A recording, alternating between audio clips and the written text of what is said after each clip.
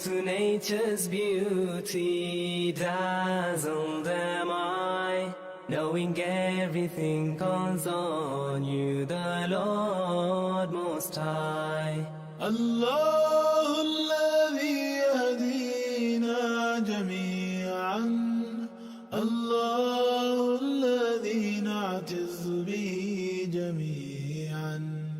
الله الله الله الله الله الله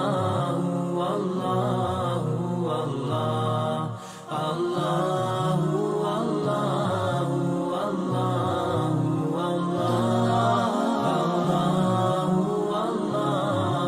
الله الله रहमतें निछावर करता है तू, बरकतों से दामन भरता है तू. Wer ist der Mächtigste und der Barmherzigste? Wer hört unsere Gebete?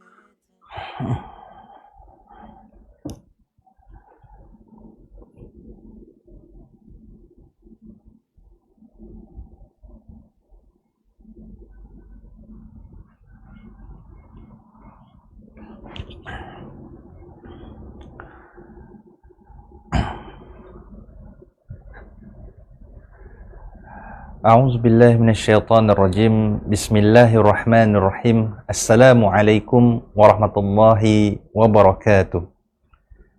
Alhamdulillahi rabbil alamin. Wassalatu wassalamu ala asyrafil anbiya'i wal mursalin, nabiyyina Muhammadin wa ala alihi wa ashabihi ajma'in. Rabbi shrah li sadri wa yassir li amri wahlul 'uqdatam min lisani yafqahu qawli. Ba'du.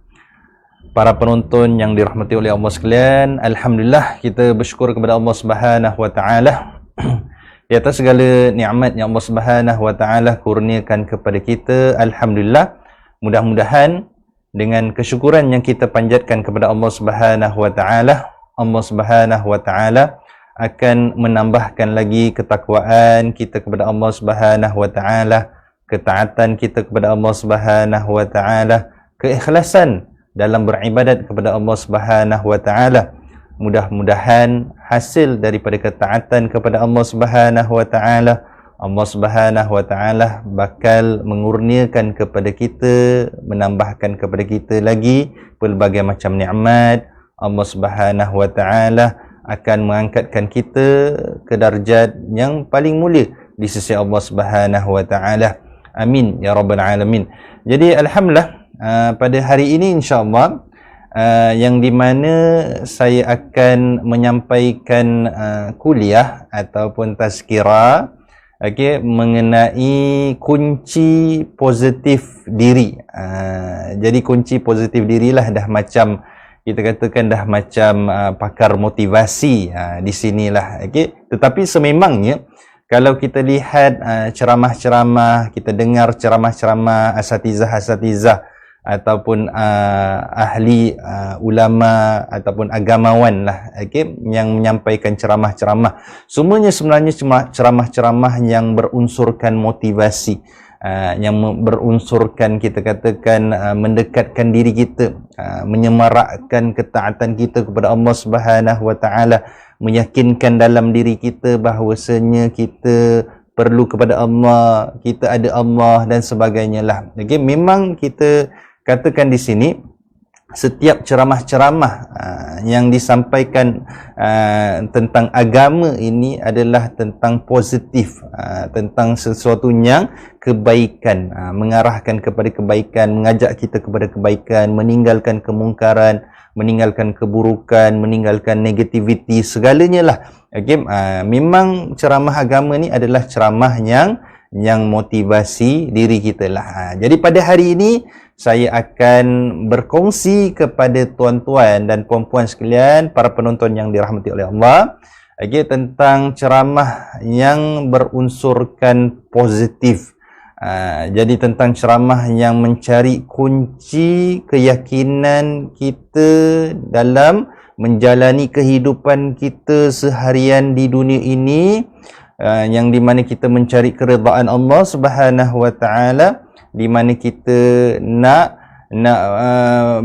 belajarlah, ataupun di mana kita nak menjalani kehidupan kita dengan penuh dugaan ujian yang Allah Subhanahu wa taala turunkan kepada kita. Bagaimanakah untuk kita meyakinkan diri kita bahawasanya Allah Subhanahu wa taala akan membantu kita dalam mengharungi cabaran hidup kita ni lah. Jadi di sini saya nak kongsikan kepada tuan-tuan dan puan-puan sekalian lah, kunci positif dalam diri kita lah. Bagaimana mencari positivity dalam diri kita. Bagaimana kita nak menjadi orang yang baik lah di sini.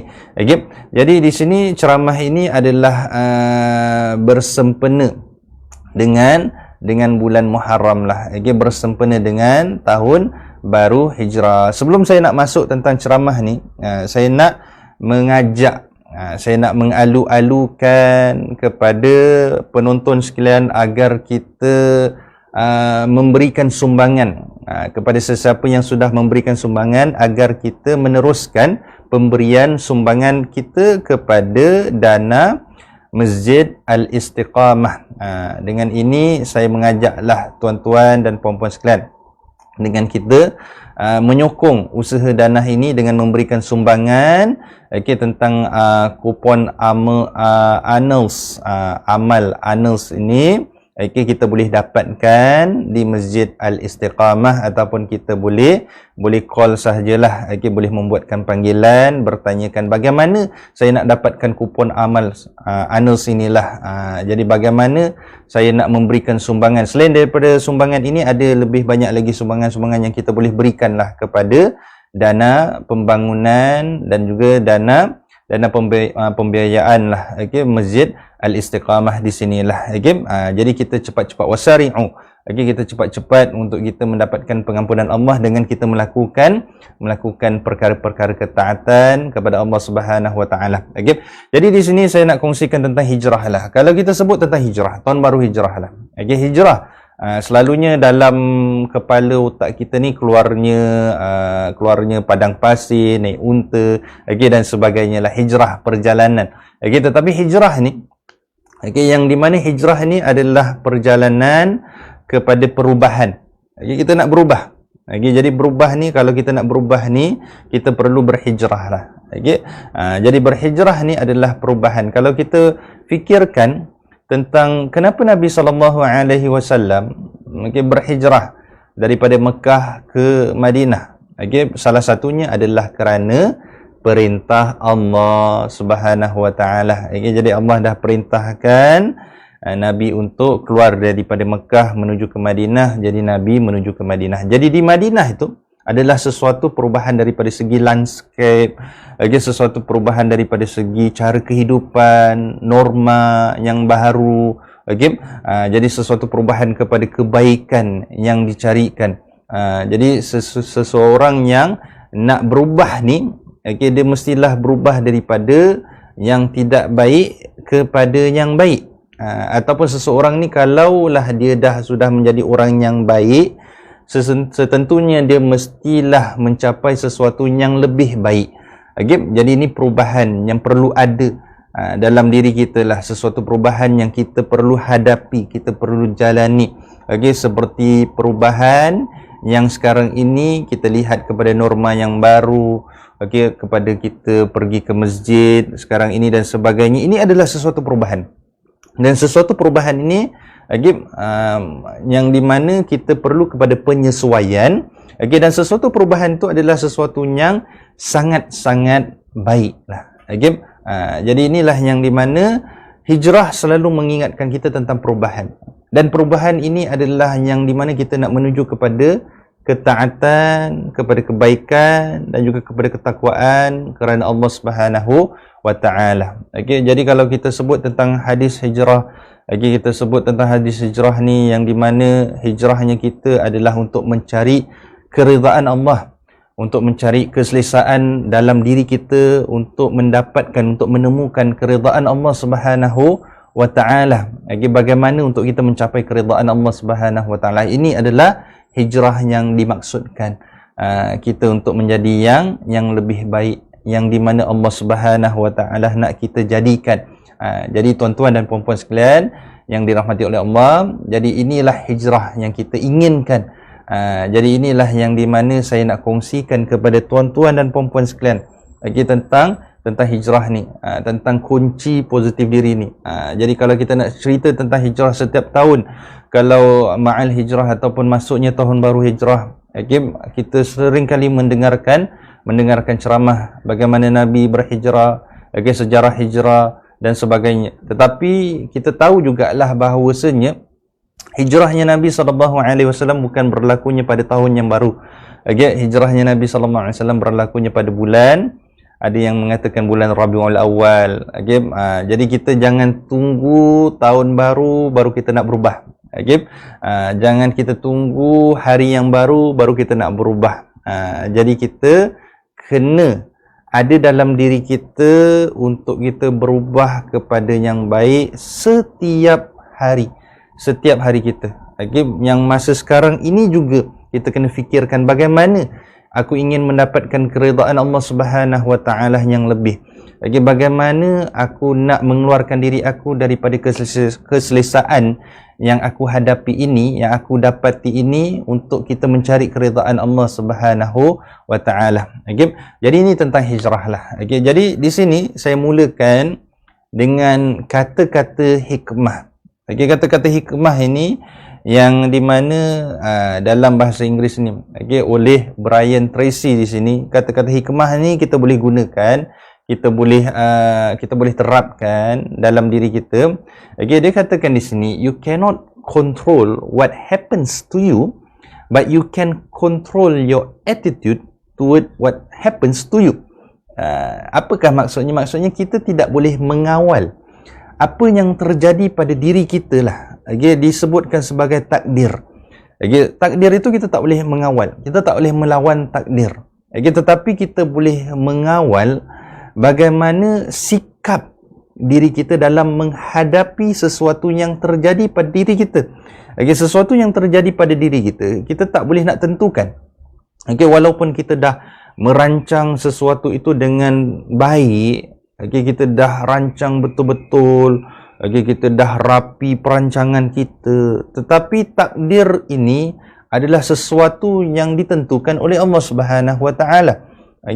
Jadi takdir ini juga yang sesuatu yang kita tak boleh mengawal, kita tak boleh menguasai, kita tak boleh nak melawan. Tetapi bagaimanakah sikap diri kita menghadapi takdir ini? Ini yang setentunya untuk kita fikirkan. Bagaimana sikap diri kita dalam kita menghadapi takdir Allah Subhanahu Wa Taala, takdir kehidupan kita lah. Jadi inilah yang di mana yang kita nak fikirkan dalam diri kita. Kalau kita fikirkan tentang ujian, setiap daripada manusia akan menghadapi ujian. Setiap daripada kita. Setiap daripada kita akan menghadapi ujian. Cumanya ujian itu, kalau kita lihat ujian itu berbeza-beza, berperingkat-peringkat dan berbeza-beza antara satu dengan yang lain berdasarkan keimanan mereka kepada Allah Subhanahu Wa Taala. Jadi kalau kita lihat daripada segi umumnya firman Allah Subhanahu Wa Taala di dalam surah Al-Baqarah ayat 155, Allah Subhanahu Wa Taala sebutkan, wala nabluwannakum bisyai'im minal khawfi wal ju' wa naqsim minal amwali wal anfusi was samarat wa basyiris sabirin. Dan sungguh akan kami berikan ujian kepadamu dengan sedikit ketakutan, dengan kelaparan, dengan kekurangan harta, jiwa dan buah-buahan, dan berikanlah berita gembira kepada orang-orang yang sabar. Jadi di sini Allah Subhanahu Wa Taala sebutkan bahawasanya setiap daripada kita akan melalui ujian, dan setiap daripada kita ujiannya agak sama. Jadi ujian itu bermula dengan ketakutan, takut. Kita takut sesuatu yang kita miliki ini hilang. Kita takut sesuatu yang kita ada ini akan tiada. Jadi ini adalah ketakutan. Ketakutan daripada segi kelaparan, ketakutan daripada segi kekurangan harta, ketakutan daripada segi kehilangan jiwa. Jadi ini adalah ketakutan. Ini bila kita ada rasa takut, ini adalah ujian yang Allah Subhanahu wa taala berikan kepada kita. Dan Allah katakan wabashshirus sabirin, dan berikanlah kabar gembira kepada orang-orang yang sabar. Sabar apa? Sabar dalam menghadapi ujian. Okay? Dan kita harus fikirkan bahawasanya ujian ini bukanlah sesuatu yang Allah nak timpakan ke atas kita kerana Allah bencikan kita. Bukan. Okay? Kerana ujian ini kalau kita lihat kepada hadis Nabi SAW, Nabi katakan, sesungguhnya jika Allah mencintai sesuatu kaum, maka dia akan menguji mereka. Barang siapa yang redha terhadap ujian tersebut, maka baginya redha Allah. Dan barang siapa yang marah terhadap ujian tersebut, maka baginya kemurkaan Allah Subhanahu wa taala. Jadi ujian ni adalah tanda Allah sayang, bukan Allah benci. Kalau kita benci terhadap ujian, maka Allah benci terhadap kita. Kalau kita redha terhadap ujian, maka Allah redha terhadap kita. Jadi redha ini bukan sahaja kita menerima ujian dengan hati yang terbuka. Redha ini bukan sahaja kita bersabar. Okay? Sabar ini bukan sahaja kita kata, alah ni dah ujian hidup aku dah macam gini, memang dah aku dah tak boleh nak ubah macam mana pun, bukan. Okay? Tetapi kesabaran ini adalah dengan kita menjalani ujian, dengan kita meningkatkan lagi ketaatan kita kepada Allah, dengan kita berusaha bersungguh-sungguh supaya Allah boleh mengeluarkan kita daripada ujian ini, dengan kita percaya kepada Allah supaya Allah boleh bantu kita. Jadi ini adalah kesabaran. Okay, sabar bukan sahaja kita mengusap dada kita katakan sabar. Okay, tetapi sabaran ini adalah bagaimana sikap kita untuk keluarkan diri kita daripada ujian yang ditimpakan Allah Subhanahu wa taala terhadap diri kita. Jadi kita kunci yang pertama kena redha lah. Redha dengan ujian. Okay, betapa beratnya ujian itu, kita sendiri yang boleh katakan kepada diri kita supaya redha dan sabar. Kalau orang lain yang katakan kepada kita, mungkin kita boleh terima berapa peratus saja. Mungkin kita akan katakan dia tak lalui apa yang aku lalui. Okay, jadi ini kunci kesabaran ni ada dalam hati kita sebenarnya. Okay, kunci kesabaran, kunci keyakinan, kunci keredaan, okay, terhadap apa yang Allah Subhanahu wa taala nak berikan kepada kita ataupun timpakan ke atas kita dalam diri kita. Bagaimana sikap kita menghadapinya, redanya kita, sabarnya kita, ketakwanya kita.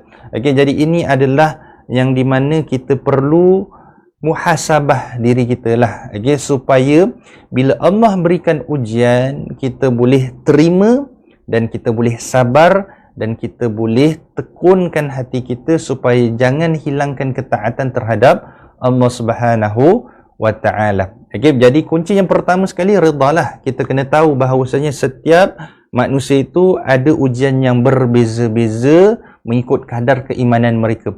Pernah ditanya kepada Nabi SAW tentang siapakah manusia yang paling dahsyat diuji, paling banyak diberi ujian oleh Allah Subhanahu wa taala. Dan Nabi jawab siapa? Al-Anbiya, iaitu nabi-nabi, para nabi-nabi. Jadi para nabi-nabi ni adalah utusan khas daripada Allah Subhanahu wa taala. Allah lah yang melantik, memilih mereka untuk menjalankan amanah Allah Subhanahu wa taala. Takkanlah Allah memilih mereka ni Allah benci kepada mereka, Allah nak uji mereka. Okey, jadi kalau kita baca tentang sejarah nabi-nabi, okey, nabi-nabi yang diuji, okey, seperti Nabi Ayub, nabi-nabi diuji seperti Nabi Ibrahim, Nabi Muhammad sallallahu alaihi wasallam. Jadi kita tahu bahawasanya Allah cinta, sayangkan mereka. Jadi bila Allah uji kepada diri kita ni, okay, kita kena tahu bahawasanya ujian yang kita hadapi ni tidaklah seberat mana ujian yang dihadapi oleh para nabi terdahululah. Okay? Jadi ni tentang ujian akan ditimpakan ke atas kita mengikut kadar keimanan kita lah. Okay? Jadi di sini saya nak kongsikan kepada tuan-tuan dan puan-puan sekalian, okay, ways to face your trials with a positive heart. Bagaimana cara-caranya untuk kita menghadapi ujian, tantangan, cobaan yang Allah Subhanahu wa taala turunkan, timpakan ke atas kita dengan hati yang terbuka. dengan hati yang penuh positivity. Jadi positif ni kalau kita maksudkan adalah kita kena optimistik lah, bukan pesimistik. Kita kena tahu bahawasanya setiap yang apa yang Allah timpakan ada jalan keluar bagi kita lah, bukan tak ada. Jadi di sini saya nak kongsikan kepada tuan-tuan dan puan-puan sekalian tentang bagaimana cara-caranya untuk kita keluarkan diri kita lah daripada ujian ini dengan hati yang terbuka. Dengan hati yang terbuka ni bukan saja kita senyum bila kita ditimpakan ujian, tapi hati kita sendiri kita yang tahulah. Kadang-kala luaran ni berbeza sangat dengan dalaman.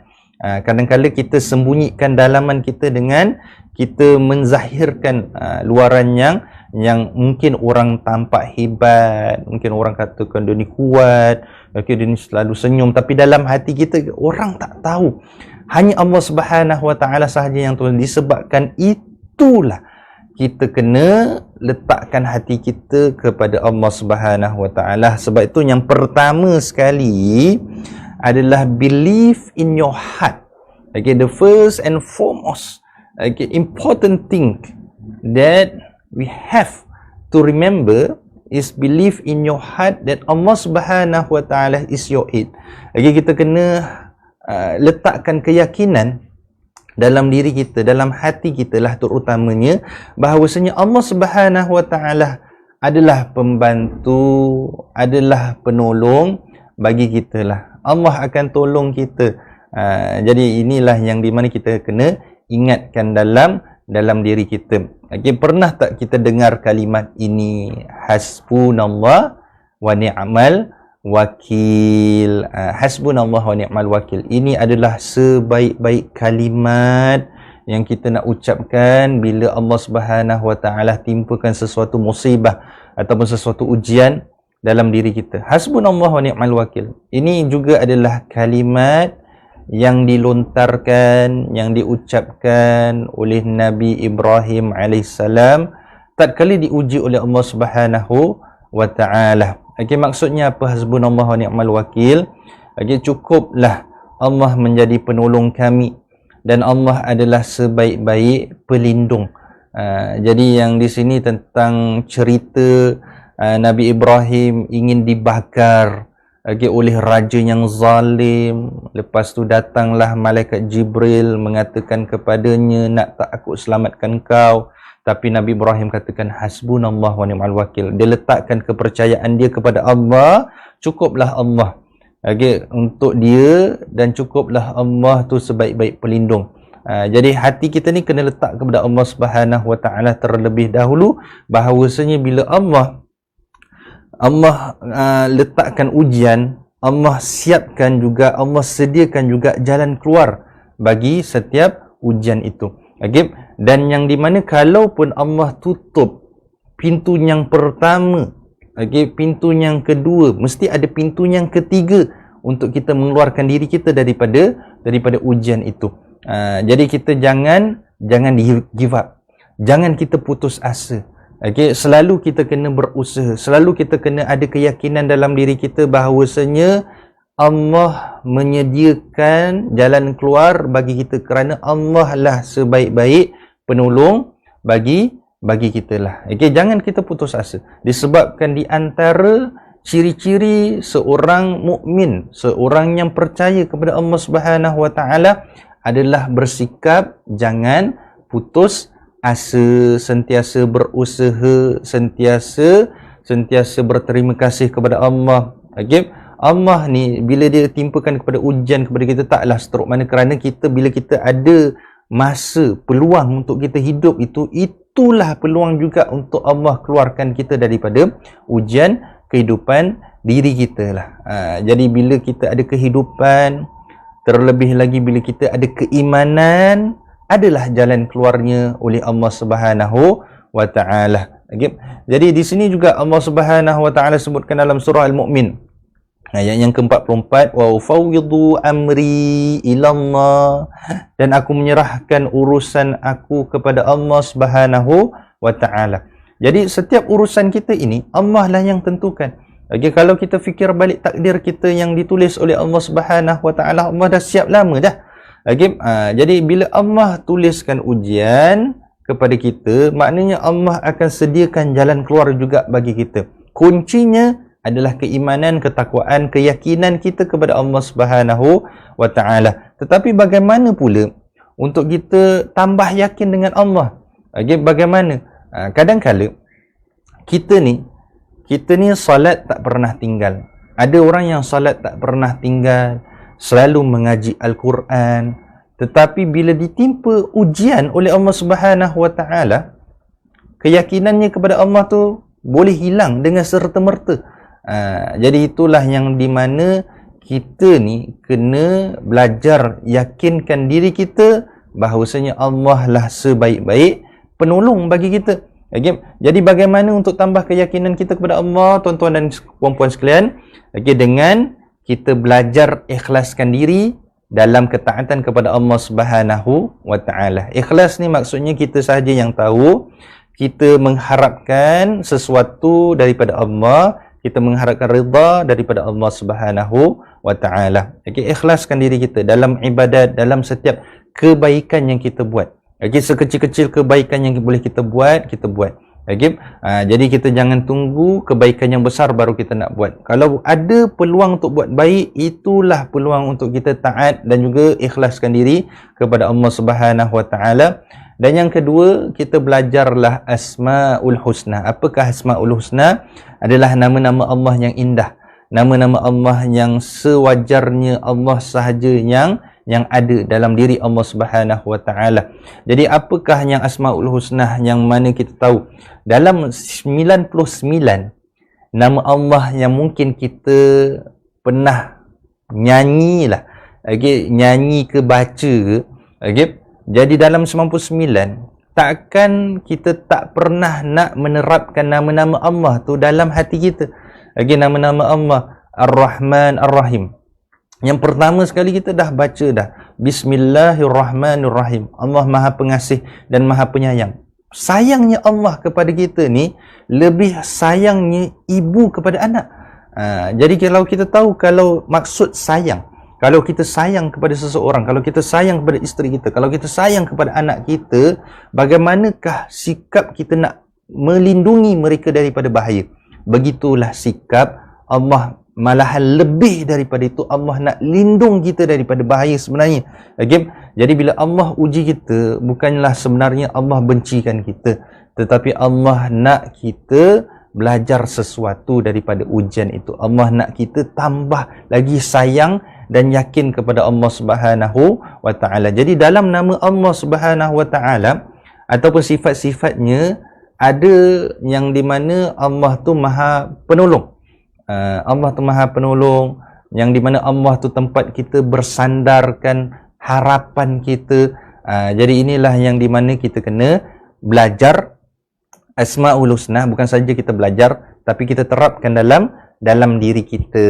Okay? Terapkan dalam diri kita. Allah ni membantu kita, Allah ni memberi rezeki kepada kita, Allah lah yang menyelamatkan kita. Jadi ini semua ada dalam Asmaul Husna, ada dalam nama-nama Allah. Okay? Jadi kadang-kala bila kita solat ni, kita kena tambahkan lagi keyakinan kita kepada Allah Subhanahu wa taala. Sewajarnya bila kita rajin baca Al-Quran, sesungguhnya kita tahu bahawasanya dalam Al-Quran itu terdapat nama-nama Allah Subhanahu wa taala. Jadi kita tambah yakin dengan Allah Subhanahu wa taala. Ini yang pertama sekali lah. Kita kena believe, percaya bahawasanya Allah adalah sebaik-baik bantuan bagi kita. Yang kedua, do your part then seek Allah Subhanahu wa taala's help.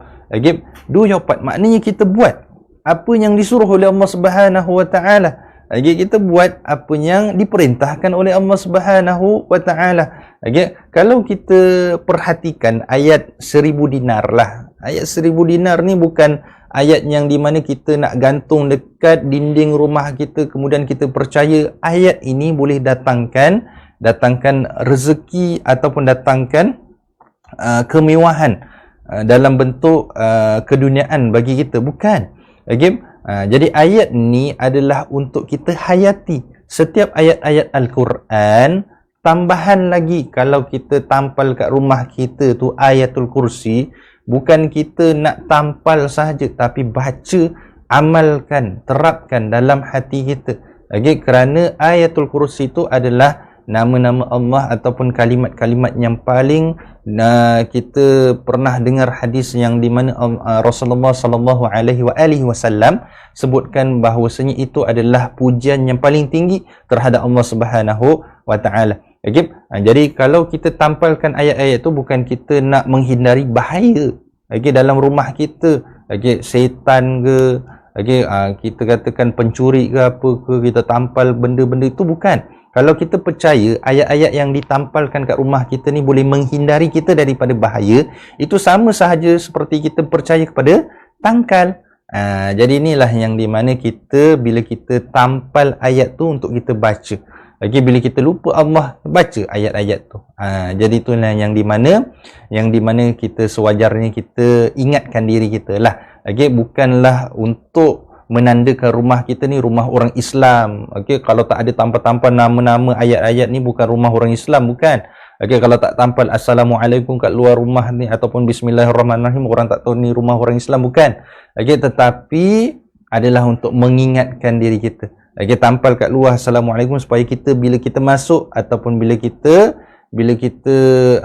nak ketuk rumah orang ini, kita ingat untuk mengucapkan salam. Jadi itulah yang sewajarnya lah. Bukan kita nak letakkan ayat-ayat ni supaya menghindari bahaya, tetapi kita baca dan amalkan ayat-ayat ini supaya Allah menyelamatkan kita daripada bahaya. Jadi di sini tentang do your part, yang di mana saya sebutkan dalam ayat yang dipopularkan oleh masyarakat sebagai ayat 1000 dinar, itu wa may yattaqillaha yaj'al lahu makhraja. Barang siapa yang bertakwa kepada Allah, Allah keluarkan kita daripada bahaya. Barang siapa yang bertakwa kepada Allah Subhanahu wa taala, jadi Allah keluarkan kita daripada bahaya. Jadi bertakwa kepada Allah ni maksudnya kita ni bila ditimpa ujian, Allah akan sediakan jalan keluar bagi kita, tetapi kita kena, yang pertama sekali kena takwa kepada Allah.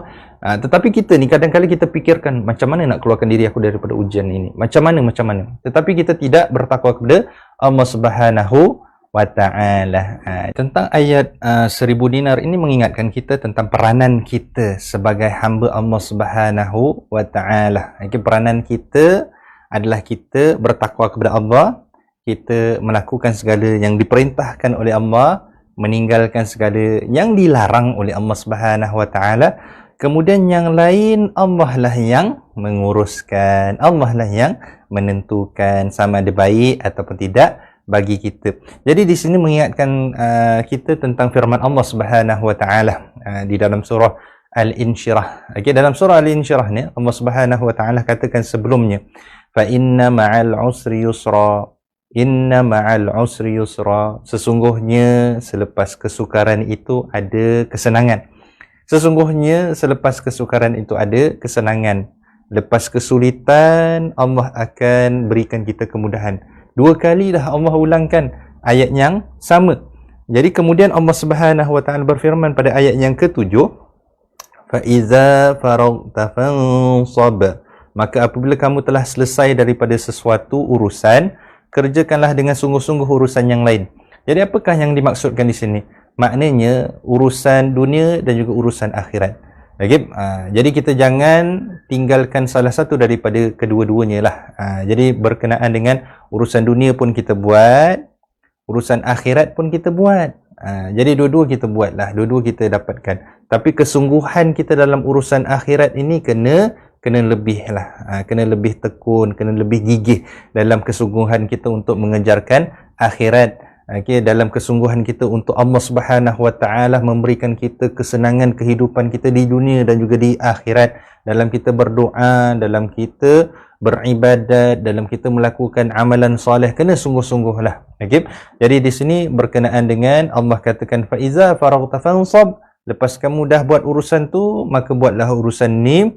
Wa ila rabbika farghab. Dan hanya kepada Tuhanmu lah hendaknya kamu berharap. Maknanya lepas kita dah berusaha, lepas kita dah berusaha, maka berharaplah kepada Allah Subhanahu wa taala.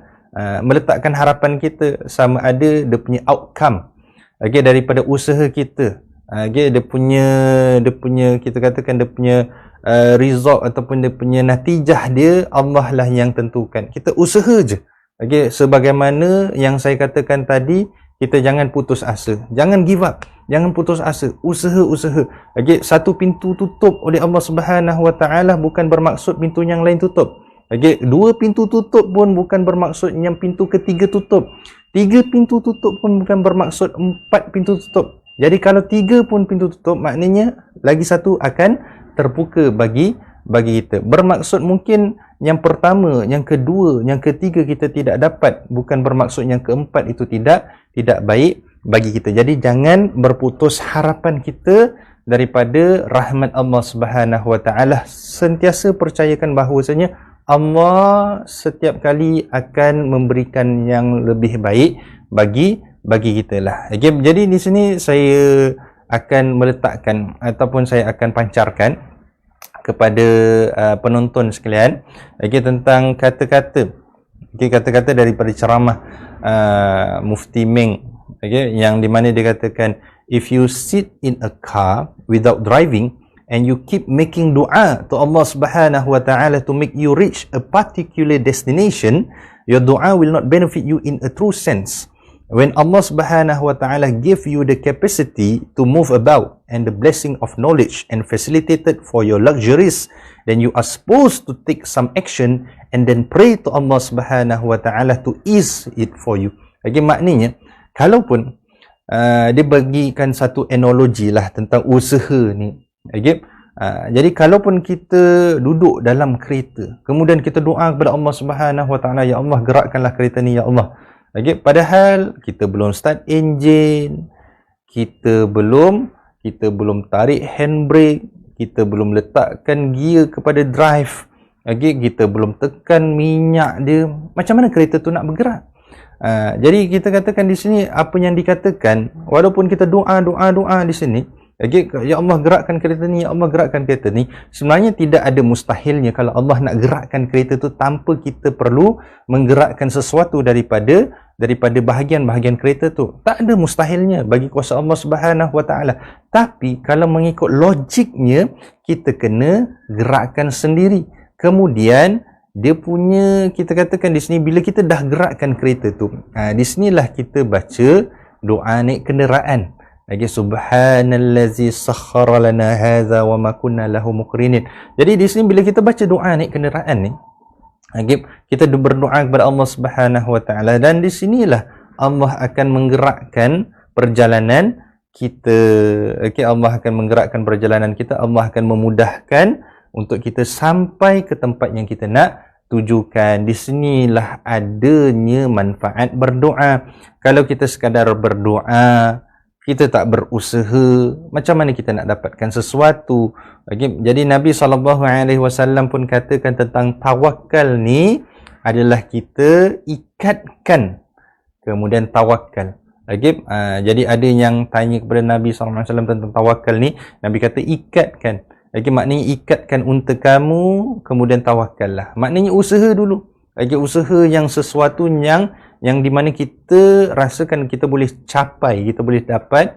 Kemudian yang natijah dia, sama ada kita dapat ataupun tidak, itu adalah ketentuan Allah, urusan Allah Subhanahu Wa Taala. Okay? Jadi di sini yang kedua saya katakan, do your part and let Allah Subhanahu Wa Taala handle the rest. Okay, kita buat apa peranan kita sebagai hamba Allah Subhanahu Wa Taala, sebagai manusia, kita buat. Okay, yang selebihnya, yang selanjutnya Allah Subhanahu Wa Taala lah yang uruskan. Okay, kemudian yang ketiga adalah untuk kita have good thoughts of Allah. Okay, adakan sangkaan-sangkaan yang baik terhadap Allah Subhanahu Wa Taala. Okay, jadi pernah disebutkan kita ni sebagai hamba Allah ni atas apa yang kita sangkakan terhadap Allah Subhanahu Wa Taala. Okay, jadi kita kena ada sangkaan yang baik terhadap Allah. Okay, bila Allah berikan sesuatu, kita kena sangka yang baik kepada Allah Subhanahu Wa Taala. Okay, sangkaan yang baik ini adalah yang akan menatijahkan sesuatu keyakinan kita terhadap Allah Subhanahu Wa Taala. Jadi di dalam satu hadis Nabi SAW, okay, yang di mana Rasulullah SAW bersabda 3 hari sebelum baginda wafat. 3 hari. Okay, yang di mana kita tahu pada akhir kehidupan Nabi Muhammad sallallahu alaihi wasallam, Nabi ni ditimpakan kesakitan yang teramat. Okay, kesakitan yang dahsyat, okay, daripada kesakitan-kesakitan yang lain yang pernah Nabi sallallahu alaihi wasallam ditimpakan. Jadi di sini Nabi sangat sakit. Okay, Nabi ditimpakan sesuatu ujian yang sangat berat oleh Allah Subhanahu wa taala. Nabi katakan, la yamutanna ahadukum illa wa huwa yuhsinu billahi dhann. Ketahuilah bahawa seseorang daripada kamu tidak akan menemui maut, kematian, melainkan dia telah bersangka baik kepada Allah Subhanahu wa taala. Apakah yang dimaksudkan ini? Maknanya selagi mana kita tak sangka baik dengan Allah, selagi itu kita tak mati ke? Bukan. Kita tahu bahawasanya kematian adalah sesuatu yang tentulah. Okay, sesuatu yang pasti. Setiap daripada kita pasti akan menemui kematian. Tetapi apakah yang dimaksudkan di sini? Okay, kata Al-Hattab, okay, sunat bagi orang yang dalam sakaratul maut bersangka baik dengan Allah Subhanahu wa taala. Dan sangkaan ini hendaklah bertambah ketika hampir mati dan ketika sakit. Ini tanpa dinafikan sangkaan baik bagi orang yang mukallaf hendaklah sentiasa kepada Allah Subhanahu wa taala. Okay, maknanya bila kita ditimpakan sesuatu musibah, sesuatu ujian, okay, sesuatu yang kita tidak sukalah, okay, kita kena menambahkan sangkaan baik kita kepada Allah Subhanahu wa taala. Okay? Jadi kalau Nabi sallallahu alaihi wasallam sebutkan tentang sakaratul maut, itu adalah ujian yang paling dahsyat. Seseorang menghadapi kematian, itu ujian yang terakhir. Seseorang menghadapi kematian, bila nak dicabut nyawa tu, bila kita sakit sangat tu, itu adalah ujian yang terakhir, paling dahsyat. Di antara ujian-ujian yang kita dah hadapi sebelum ini, itulah yang paling dahsyat. Okay, jadi itulah yang kita tambah lagi keyakinan kita, sangkaan yang baik kita terhadap Allah Subhanahu wa taala. Sentiasa kita sebagai orang mukmin, orang yang percayakan Allah, untuk kita tambahkan sangkaan yang baik terhadap Allah Subhanahu wa taala. Kemudian di dalam satu firman Allah Subhanahu wa taala dalam surah Al-Baqarah ayat 216, Allah ada ingatkan kepada kita, wa asa an takrahu syai'an wa huwa khairul lakum wa asa an tuhibbu syai'an wa huwa syarrul lakum wallahu ya'lamu wa antum la ta'lamun. Itu Allah kata, dan boleh jadi kamu bencikan sesuatu padahal ia baik bagi kamu, dan boleh jadi kamu sukakan sesuatu padahal ia buruk bagi kamu. Wallahu ya'lamu wa antum la ta'lamun. Sesungguhnya Allah lah yang maha mengetahui semuanya itu, sedangkan kamu tidak mengetahuinya. Maknanya sesuatu yang kita mungkin sangka benda yang tak baik kepada kita, sebenarnya baik bagi kita. Sesuatu yang mungkin kita sangka adalah baik bagi kita, sebenarnya tidak baik bagi kita. Sesungguhnya Allah lebih mengetahui apa yang Allah berikan kepada kita, apa yang kita dapat, apa yang kita lalui ini, apa yang Allah dah corakkan kehidupan kita ini. Sesungguhnya Allah lah yang lebih mengetahui. Jadi apa yang baik ke buruk ke yang datang pada diri kita ini, kita kena terima. Yang datangnya daripada Allah Subhanahu wa taala, maha penentu segala-galanya, maha menguruskan segala-galanya, urusan hamba-hambanya. Jadi yang di sini berkenaan ayat ini sangat-sangat memberikan terkesan dalam hati kita, supaya kita tahu bahawasanya baik dan buruk itu ada kebaikan dia, okay, ada keburukannya yang mungkin kita tidak ketahui. Jadi kita kena terima, kena redha apa yang Allah berikan kepada kita. Kemudian sikap kita, sekali lagi saya nak tekankan tentang sikap kita, bagaimana kita hadapi, itulah yang sangat crucial, yang sangat penting untuk kita tentukan ataupun untuk kita keluar daripada keadaan itu. Okay, jadi inilah yang ketiga ataupun yang keempat, untuk kita develop a positive attitude towards trials. Okay, untuk kita adakan, okay, dalam diri kita ini sesuatu sikap yang positif terhadap ujian, musibah yang Allah Subhanahu wa taala berikan. Macam mana pula, okay, benda yang kita tak suka yang ditimpakan terhadap kita tadi, Allah dah sebutkan mungkin baik bagi kita, cuma kita tak tahu. Allah lah yang lebih tahu. Jadi di sinilah sepatutnya, sewajarnya kita kena bersikap positif. Kita kena bersikap optimistik. Kita kena tahu bahawasanya Allah ada sediakan pintu keluar bagi kesusahan, kerumitan, kesulitan yang kita tengah lalui sekarang ini. Jadi kena yakin kepada Allah. Itu yang saya katakan tadi. Mungkin sahaja pintu yang pertama dah tutup, pintu yang kedua ada, mungkin sahaja 2 pintu tutup, pintu yang ketiga ada, mungkin sahaja pintu yang ketiga tutup, pintu yang keempat ada. Jadi kita kena sangka baik dengan Allah, kita kena jangan berputus asa dengan rahmat Allah Subhanahu wa taala. Jadi sebagai contoh yang mungkin maaf katalah, kalau mungkin ada yang tersinggung kalau dalam saya memberikan analogi, permisalan di sini tentang mungkin orang yang menghadapi penceraian dalam kehidupannya. Mungkin sekali dia kahwin lagi lah, mungkin yang kedua kali dia kahwin lagi, mungkin yang ketiga dia dah bercerai juga, dia kata dah lah, aku dah berputus asa lah daripada perkara ni, aku dah tak nak lagi. Jadi inilah sikap kita lah. Mungkin dalam kalau bukan dalam rumah tangga pun kita katakan dalam hal bisnes, perniagaan. Mungkin yang pertama kali kita gagal, yang kali kedua. Mungkin yang kali kedua kita gagal, kali ketiga. Jadi ini adalah sikap orang yang berjaya. Iaitu dia tidak berputus asa daripada usaha-usaha yang dia buat. Kemudian dia tidak berputus asa dengan rahmat Allah Subhanahu wa taala. Jadi inilah yang kita kena ada dalam sikap diri kita, positive attitude. Yang di mana Nabi SAW sebutkan dalam satu hadis, ajaban li amri mu'min. Itu sungguh menakjubkan urusan orang-orang mukmin, orang-orang yang beriman ini, kerana semuanya adalah baik. Nabi kata semuanya adalah baik. Yang di mana kalaupun kita diberikan sesuatu kelebihan oleh Allah Subhanahu wa taala, kita bersyukur, maka itu adalah baik bagi kita. Syukur ni dengan kita ucapkan Alhamdulillah, dengan kita yakin Allah berikan kepada kita, dengan kita usaha lagi untuk meningkatkan kesyukuran kita kepada Allah dengan perkara ketaatan dan meninggalkan segala yang Allah dah larang. Jadi itu adalah syukur kita kepada Allah. Itu adalah baik bagi kita. Bila kita ditimpakan sesuatu yang kita tak suka, sesuatu musibah, kemudian kita sabar, maka ia adalah baik bagi kita lah. Jadi kedua-duanya adalah baik. Jadi inilah sikap positif yang Nabi SAW nak tanamkan, yang nak terapkan dalam diri jiwa setiap orang beriman.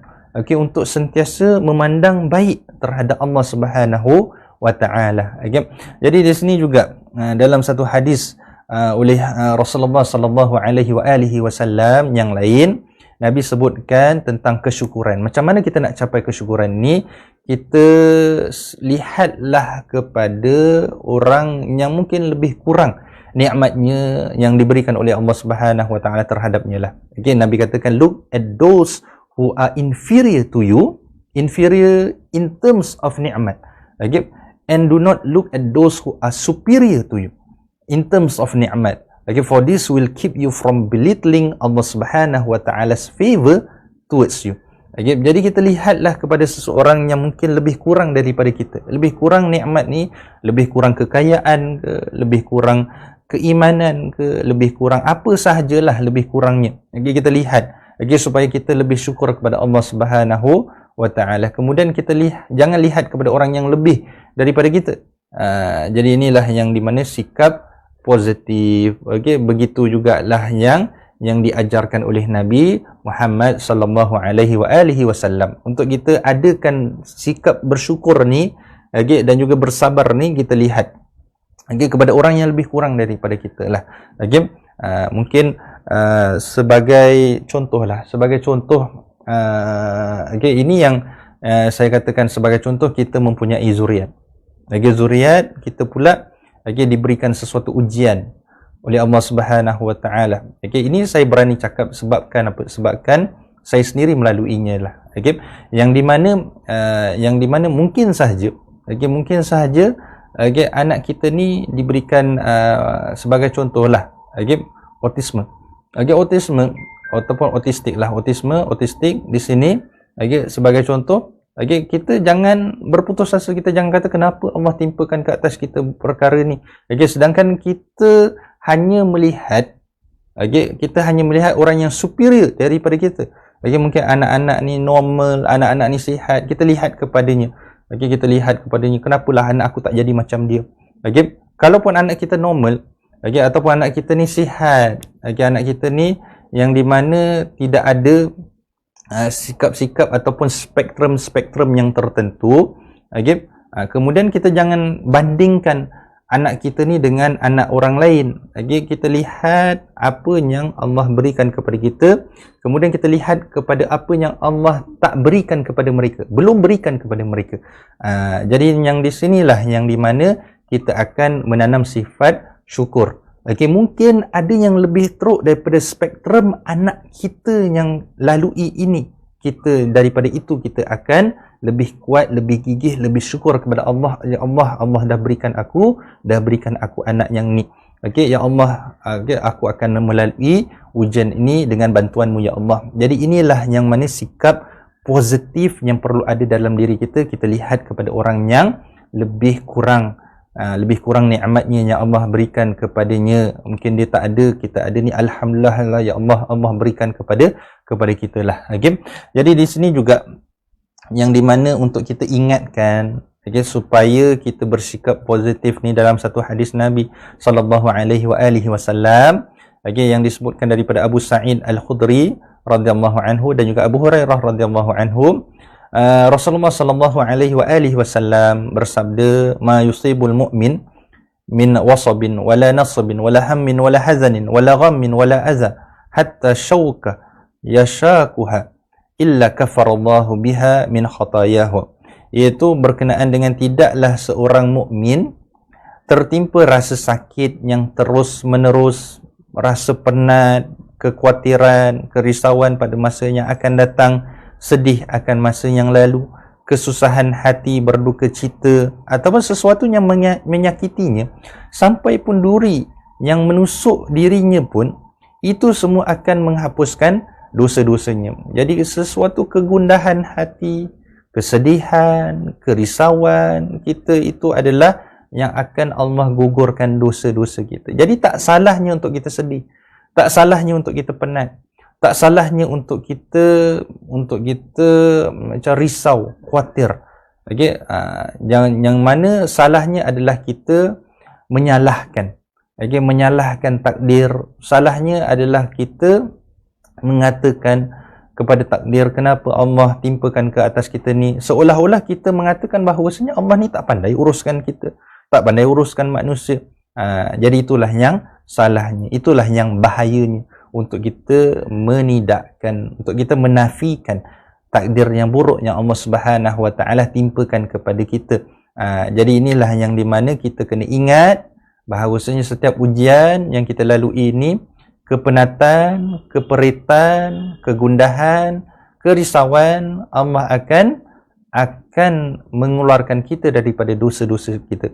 Sehingga kan bila kita nak pergi menemui Allah, kita dah dihapuskan daripada dosa-dosa yang kita ada dalam diri kita. Itu proses penyucian jiwa dan diri kita daripada dosa-dosa yang kita hadapilah. Okay? Jadi kemudian juga dalam satu hadis yang lain yang disebutkan oleh Rasulullah sallallahu alaihi wasallam, Nabi katakan, wa in asabaka syai'un fala taqul law anni fa'altu kaza kana kaza wa kaza walakin kul qadarallahu wa ma syaa fa'al. Okay, iaitu sekiranya ditimpa sesuatu musibah.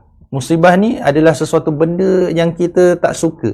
Okay, sesuatu benda yang kita bencilah, musibah ni lah. Tak ada orang yang suka musibah lah. Okay, yang mana sikap kita tu hadapi musibah itu yang paling penting lah. Okay, musibah ni benda yang kita tak suka lah. Okay, jadi janganlah kamu mengatakan, kalaulah aku melakukan itu dan ini. Okay, tentunya kalau aku sebagai contohlah, okay, yang mana musibah ni seperti Nabi pernah sebutlah, okay, walaupun terputusnya tali kasut kita pun itu adalah musibah. Okay, yang mana sebagai contohlah, kita pakai kasut ni, kita pun tak sangka kasut ni dah nak tercabut, okey, tak ada tanda-tandanya nak tercabut, tiba-tiba jalan je, okey, dah tercabut, okey, dah tercabut, dah terkopak lah kasut kita, okey. Lepas tu pula kita kata, kalau lah aku tak pakai kasut ni, tentunya tak jadi macam ni, tentunya aku tak perlu beli kasut yang baru, tentunya aku tak malulah jalan macam ini dan sebagainya. Jangan cakap kalau lah, sebab benda ni dah terjadi. Benda yang dah terjadi, jangan cakap kalau lah aku buat ni nescaya aku tak akan benda ni, kalau lah aku buat ni nescaya ni. Okey, jangan. Kerana ini akan membuka laluan pintu syaitan untuk menghasut kita supaya kita jangan percayakan Allah Subhanahu wa taala. Okey, walaupun perkataannya kalau, bahaya, sangat bahaya dengan untuk akidah kita, untuk kepercayaan kita kepada Allah Subhanahu wa taala. Okey, jadi jangan cakap kalau lah aku buat ni nescaya benda ni boleh dielakkan. Okay, kita dah buat yang terbaik, dah usaha yang paling terbaik. Bila dah terjadi pun benda tu, okay, kalaupun kasut tu kasut yang baru sekalipun, okay, kasut yang baru sekalipun, kalau dah nak tercabut-cabut lah, sebab Allah dah takdirkan. Okay, akan tetapi Rasulullah sallallahu alaihi wasallam sebutkan, akan tetapi katakanlah qadarallahi wa ma syaa fa'al. Itu takdir ketentuan Allah. Ini takdir ketentuan Allah. Allah dah tuliskan takdir ini dah terjadi, maka terjadilah. Dan apa yang dikendakinya pasti akan terjadi. Jadi apa yang Allah dah katakan akan terjadi, maka terjadilah. Kita tak boleh nak elakkan. Okey, jadi inilah yang mana termasuk keimanan kita kepada takdir Allah. Okey, qada dan qadar Allah Subhanahu wa taala, rukun iman kita yang ke-6. Okey, jadi katakanlah qadar Allah wa ma syaa fa'al. Jadi Allah dah takdirkan, Allah dah tentukan, maka akan terjadilah pada kita. Jangan kita katakan kalaulah aku buat ni nescaya benda ni tak jadi. Lagi kalaulah aku tak kahwin dengan dia nescaya benda ni tak akan jadi, dan sebagainya. Jangan. Benda tu dah nak terjadi. Okey, bagaimana sikap kita menghadapi itu, itulah yang paling pentinglah. Okey, kemudian yang mungkin ni yang terakhir, okey, itu do not underestimate the power of doa. Jangan kita sesekali kita sebagai contoh kita macam merendahkan kuasa doanya kita kepada Allah Subhanahu wa taala, kerana doa ni adalah senjata kita. Doa ini adalah yang satu-satunya yang kita ada untuk kita minta kepada Allah Subhanahu wa taala. Okey, doa yang kita minta kepada Allah dengan penuh hati yang yakin tidak akan pernah tersasar. Okey, jadi Allah Subhanahu wa taala, okay, sebutkan di dalam Al-Quran, dalam surah Al-Baqarah ayat yang ke-86. Allah katakan, wa iza sa'alaka ibadi anni fa inni qarib ujibu da'watad da'i iza da'an falyastajibu li wal yu'minu bi la'allahum yarshudun. Dan apabila hamba-hambaku, jadi maksud ni ataupun dalam ayat ni Allah sebutkan, dan apabila hamba-hambaku, Allah sebutkan secara umum. Allah tak katakan apabila hamba-hambaku yang soleh. Allah tak katakan apabila hamba-hambaku yang rajin beribadat. Okay? Jadi Allah katakan apabila hamba-hambaku, wa iza sa'alaka ibadi anni, agar hamba-hambaku bertanyakan kepadamu wahai Muhammad tentang aku, okay, maka katakanlah, jawablah bahawasanya aku adalah dekat. Allah ni dekat ni maksudnya Allah ni akan memberikan bantuan kepada kita dalam waktu yang terdekat, dalam waktu yang kita tidak sangka-sangkakan. Okay, itulah rezeki lah. Okay, itu Allah katakan ujibu da'watad da'i iza da'an. Aku akan mengkabulkan permohonan orang yang berdoa apabila ia memohon. Kalau dia tak mohon, Allah tak kabulkan. Tapi kalau dia mohon pun dengan hati yang tak yakin, Allah tak kabulkan. Okey, jadi kuncinya adalah keyakinan kita kepada Allah Subhanahu wa taala. Okey, jadi kalau kita lihat kehidupan para sahabat pada permulaan Islam, pada permulaan dakwah Rasulullah sallallahu alaihi wasallam, bukanlah sesuatu kehidupan yang senang. Bukanlah sesuatu kehidupan yang kita katakan kehidupan yang mewah. Okay, tetapi kehidupan yang penuh dengan kita katakan dengan ujian. Okay? Jadi bagaimana sahabat yang tidak mempunyai apa-apa tetapi dia boleh meneruskan kehidupan. Sebagai contoh, sahabat yang mulia yang dikenali sebagai Bilal, okay, Bilal bin Abi Rabah. radhiyallahu anhu. Semoga Allah meridainya. Jadi Bilal ni yang kita pernah dengar ceritanya, dia ni adalah seorang hamba sahaya. Hamba sahaya ni dia tak ada apa-apa pun, harta pun dia tak ada. Okay? Dia yang di mana dia memeluk agama Islam. Bila tuan dia dapat tahu, tuan dia seksa, dia torture, dia aniaya, dia macam-macam supaya dia meninggalkan agama Islam, supaya dia meninggalkan kepercayaannya kepada Allah yang satu. Okay? Tapi dia tak tinggalkan. Disebutkan Al-Ahad, Allah satu. Allah lah yang maha satu. Okay? Jadi kenapa? Bagaimana seseorang yang tidak mempunyai apa-apa, okay, seseorang yang dipandang hina pada ketika itu oleh kerana kulitnya, warna kulitnya, okay, statusnya sebagai hamba lagi, jadi yang di mana dimuliakan oleh Allah Subhanahu Wa Taala kerana ketakwaan, kepercayaan, kerana ketauhidannya, keyakinannya kepada Allah Subhanahu Wa Taala.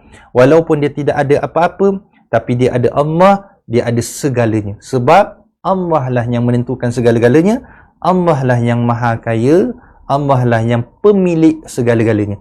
Jadi bila kita ada Allah, kita ada segala-galanya lah. Jangan risau, jangan bimbang. Lagi itu juga yang bila Rasulullah sallallahu alaihi wasallam, lagi ni yang kisah hijrah lah, hijrahnya Nabi.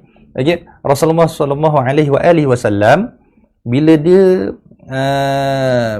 nak pergi ke Madinah, okay, bersama dengan Abu Bakar, dia dikejar. Okay, dikejar oleh orang-orang musyrikin kerana mereka nak bunuh Nabi. Okay. Jadi bila dia naik atas ataupun mendaki atas gua ataupun atas gunung Thur, okay, atas Jabal Thur, kemudian dia sembunyi dalam gua. Kemudian bila dia sembunyi dalam gua tu, okay, yang di mana Sayyidina Abu Bakar As-Siddiq radhiyallahu anhu merasa risaulah. Risau bukan diri dia, risau kepada Nabi sallallahu alaihi wasallam. Okay. Jadi Nabi katakan, kamu sangkakan kita berdua je ke? Okay. Yang ketiga itu adalah Allah. Yang ketiga itu adalah Allah. Disebutkan la tahzan innallaha ma'ana. Okay. Itu jangan kamu bersedih, jangan kamu risau. Okay. Sesungguhnya Allah bersama dengan kita. Jadi walaupun kita katakan kita tidak akan keseorangan lah. Okay? Kita ada Allah. Okay? Bila kita ada Allah, kita ada segala-galanya. Okay? Jadi kemudian juga yang di mana tentang doa ni disebutkan juga di dalam satu hadis Nabi sallallahu alaihi wasallam. Okay? Nabi sebutkan, there is no Muslim who calls upon his Lord with a dua in which there is no sin of severing of family ties, but Allah Subhanahu Wa Taala will give him one of the three things. Either Allah Subhanahu Wa Taala will answer his prayer quickly, or he will store the reward for it in the hereafter, or he will divert an equivalent evil away from him. Maksudnya apa? Maksudnya bila kita berdoa kepada Allah, doa ni ada kunci-kunci dia lah. Doa puji Allah. Puji Allah ni juga pernah diajarkan oleh Nabi sallallahu alaihi wasallam. Okay, dalam kunci untuk kita pujian terhadap Allah ni ada kata-kata yang Allah sukalah. Okay, di antaranya ayatul kursi, di antaranya pujian yang pernah disebutkan dan segalanya. Okay, yang penting kita puji Allah. Kemudian selawat kepada Nabi, kemudian kita doalah dengan penuh keyakinan Allah akan ampunkan dosa-dosa kita, Allah akan berikan kita yang paling terbaik. Jadi ini dalam kunci-kunci doa lah. Okay. Jadi kemudian juga disebutkan dalam hadis ni, Nabi sallallahu alaihi wasallam sebutkan berkenaan dengan orang Islam yang berdoa, yang dalam doanya itu tidak mempunyai sesuatu niat yang jahat. Okay. Kemudian dalam doanya itu bukannya dia nak untuk memutuskan antara keluarga, antara silaturahim. Okay. Kemudian Allah Subhanahu Wa Taala akan mengkabulkan doanya dengan 3 cara. Yang pertama, Allah akan jawab doa dia, apa yang dia minta itu Allah akan berikan. Okay. Apa yang dia minta, word by word lah. Apa yang dia minta Allah akan berikan. Kemudian kalau tidak word by word pun, apa yang kita minta Allah akan kabulkan juga dengan Allah memberikannya di akhirat. Okay, Allah akan simpankan sampailah kita tiba di akhirat. Inilah doa yang kau minta selama ni, aku simpan, aku dengar, bukan aku tak dengar, bukan aku abaikan, tapi inilah doa nanti aku akan berikan kepada kamu di akhirat. Kesenangan yang kamu minta, kamu tak dapat di dunia, tapi dapat di akhirat. Keamanan yang kamu hajat, yang mana kamu tak dapat di dunia, aku berikan di akhirat. Ataupun yang ketiga, Allah akan hindari kita daripada bahaya. Jadi Allah akan gantikan dengan yang lebih baik lah. Okay? Jadi doa kita akan tetap didengar, tetap diterima oleh Allah. Cumanya caranya hanya Allah lah yang lebih mengetahui lah. Okay? Jadi inilah yang di mana doa kita kena yakin lah. Okay? Kepada Allah Subhanahu Wa Taala. Yakin ni berbalik kepada hati kita, keyakinan kita. Jadi doa ni juga bila kita minta ni, tak semestinya kita dapat dengan serta-merta. Kita kena tunggu. Dalam masa kita tunggu itulah kita kena baik sangka dengan Allah, kita kena yakin dengan Allah, kita kena usaha lagi kepada Allah. Jadi jangan berputus asa. Jangan berputus asa. Doa je lah doa yang sama lah. Nak mintalah kepada Allah Subhanahu Wa Taala. Kemudian bila kita ditimpakan sesuatu musibah, sesuatu yang kita tidak suka, okay? Jangan lupa berdoa juga kepada Allah, mengucapkan kalimah istirja dan berdoa. Kalimah istirja ini adalah kita mengucapkan inna lillahi wa inna ilaihi raji'un. Bila kita mendengar kematian, kita mengucapkan inna lillah. Tapi bila musibah yang lain, kita tak ucapkan inna lillah. Okay? Jadi apa sahaja, kehilangan nyawa, ketakutan ke apa ke sahaja, kita ucapkan inna lillahi wa inna ilaihi raji'un. Okay? Jadi kita ucapkan sesungguhnya kita ni adalah milik Allah. Sesungguhnya semuanya, okay, semuanya adalah milik Allah dan kita akan kembali kepada Allah Subhanahu Wa Taala. Jadi kalimat istirja ni kita ucapkan bila ada apa-apa musibah. Okay? Kalau ada kehilangan dalam musibah tu, kita ucapkan doa yang selanjutnya, Allahumma jurni fi musibati wa akhlif li khairan minha. Iaitu, ya Allah, berikanlah ganjaran terhadap musibah yang menimpaku dan berikanlah ganti dengan yang lebih baik. Okay? Jadi dalam satu hadis ni sebenarnya yang diajarkan oleh Nabi Muhammad sallallahu alaihi wasallam tentang Ummu Salamah. Ummu Salamah ni, dia ni janda lah. Okay? Dia berkahwin dengan Abu Salamah. Okay? Sebelum dia berkahwin dengan Nabi sallallahu alaihi wasallam. Okay? Ummu Salamah ni di antara Ummul Mukminin. Okay? Jadi Ummu Salamah ni, okay, yang di mana kehilangan seorang suami. Okay? Kehilangan seorang suami yang dikatakan suami ni suami yang baik, yang tiada ganti baginya. Abu Salamah lah. Okay? Yang tiada ganti baginya. Dia katakan baik. Siapakah yang lebih baik daripadanya?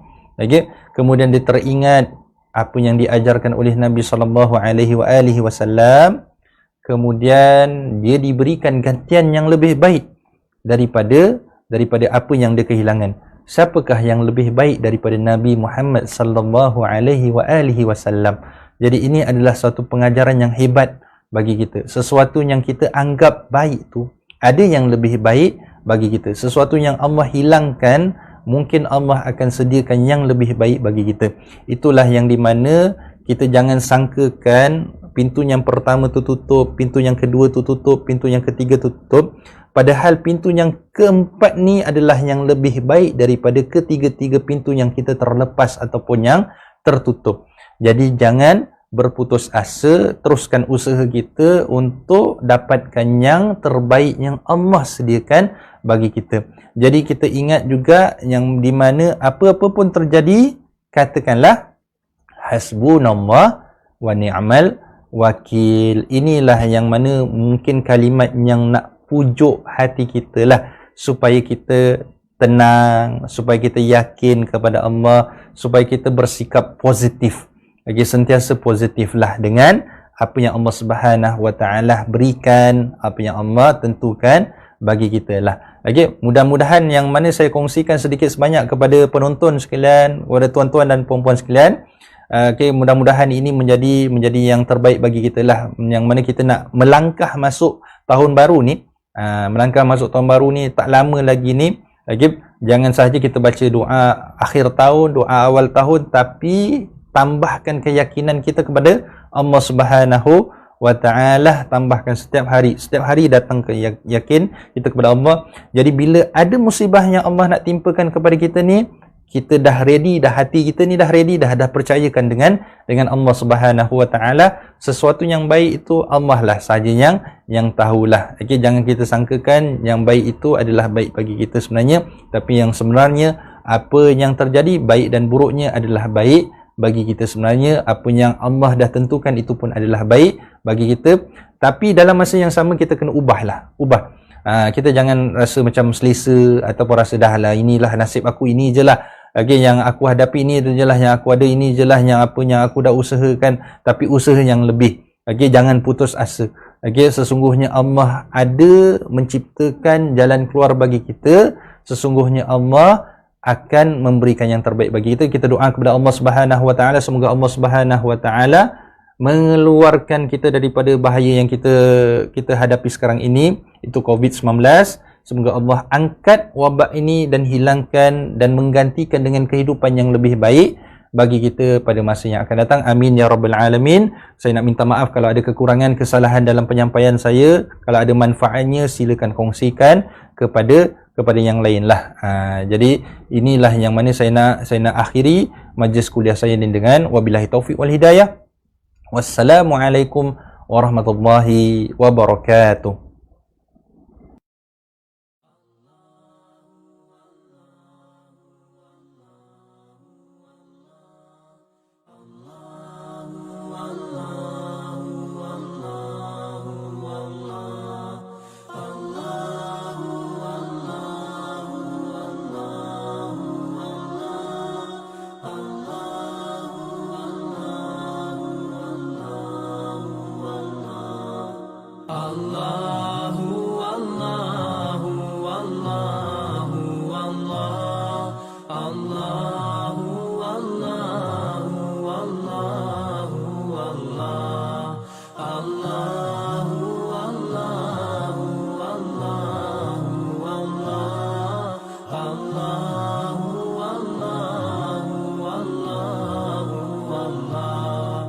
As I look to nature's beauty, dazzled am I, knowing everything calls on you, the Lord Most High. الله الذي يهدينا جميعا، الله الذي نعتز به جميعا. الله الله الله الله الله الله الله